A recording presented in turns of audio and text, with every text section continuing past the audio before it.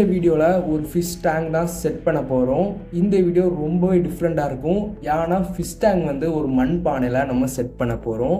இப்போ வாங்க நம்ம வீடியோக்குள்ளே போகலாம். அதுக்கு முன்னாடி நம்ம சேனலை யாராவது சப்ஸ்கிரைப் பண்ணாமல் பார்த்துட்டு இருந்தா உடனே சப்ஸ்கிரைப் பண்ணிட்டு பாருங்க. இந்த பானையில் தான் நம்ம வந்து ஃபிஷ் டேங்க் செட் பண்ண போகிறோம். ஃபர்ஸ்ட் இந்த பானையை வந்து நல்லா கழுவலாம்.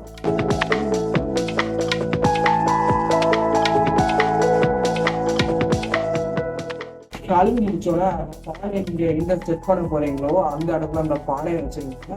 பானை வச்சீங்கன்னா வந்து ஒழுங்காக நிற்காது. அதனால பானைக்கு அடியில் ஏதாவது பிளாஸ்டிக் டப்பா செங்கல் ஏதாவது வச்சுக்கோங்க. பானையில் தண்ணி ஊற்றி வச்சுக்கோங்க. சும்மா தண்ணி ஊற்றுனா அது நல்லா இருக்காது. அதனால கொஞ்சோண்டு கலர் கல் ஏதாவது போட்டுக்கோங்க. கலர் கல் போட முன்னாடி அதை நல்லா க்ளீன் பண்ணிட்டு போடுங்க.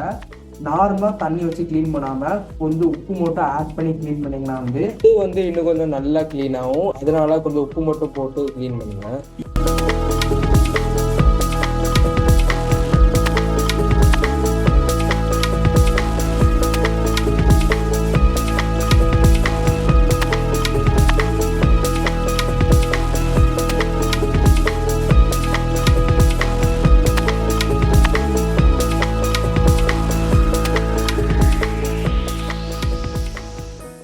இதில் போடுறதுக்கு வேண்டி ஒரு ஜோடி கப்பி ஃபிஷ் மட்டும் வாங்கியிருக்கேன். அடுத்தது கொஞ்சம் ஃபார்ஸ்டல் பிளான்ட் வாங்கியிருக்கேன். ஏன்னா ஃபார்ஸ்டல் பிளான்ட் வந்து அங்கே போடும் போது தொட்டியும் பார்க்க அழகாக இருக்கும். அடுத்தது ஃபிஷ்ஷோட க்ரோத்தும் கொஞ்சம் நல்லாயிருக்கும்.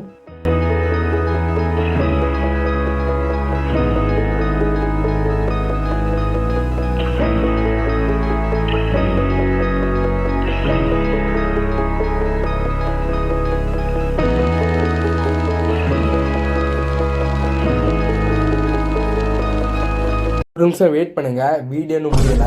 மீன்லாம் வாங்கி தொட்டியில் விட்டோன்னே எனக்கு ஏதோ குறைய மாதிரி இருந்து அந்த நேரத்தில் மீன்லாம் தண்ணிக்கு மேலே வந்து அப்போ தான் நான் யோசிச்சு பார்த்தேன், மீன் வாங்கிட்டோம், மீனுக்கு சாப்பாடு வாங்க மறந்துட்டோன்னு. அதான் மீன் சாப்பாடுக்கு வேண்டி தண்ணிக்கு மேலே வந்திருக்குன்னு நினைக்கேன். சரின்னு சொல்லி மறுபடியும் கடைக்கு போய் மீன் சாப்பாடு வாங்க போயிட்டேன்.